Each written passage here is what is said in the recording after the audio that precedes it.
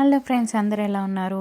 ఈ మధ్య అందరికీ కామన్ ప్రాబ్లం హెయిర్ ఫాల్. దానికైతే ఒక మంచి రెమెడీ అయితే చెప్తాను. ఫస్ట్ అయితే ఇలా మిక్సీ జార్ తీసుకొని అందులో మందార ఆకులను అయితే మంచిగా వాష్ చేసి అలా అందులో అయితే వేసేసుకోవాలి.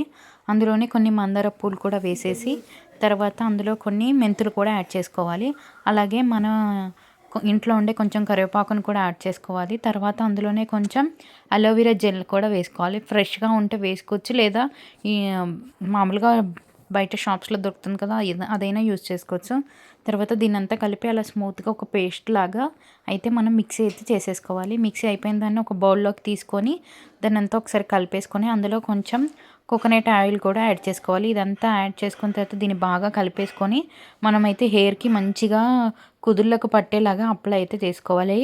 మంచిగా మొత్తం హెయిర్కి ప్యాక్ లాగా పెట్టేసుకొని ఒక హాఫ్ అన్ అవర్ వరకు దాన్ని అలా వదిలేసేసి అది మంచిగా హెయిర్కి పట్టిన తర్వాత మనమైతే మంచిగా షాంపూ వాష్ అయితే చేసేసుకోవచ్చు.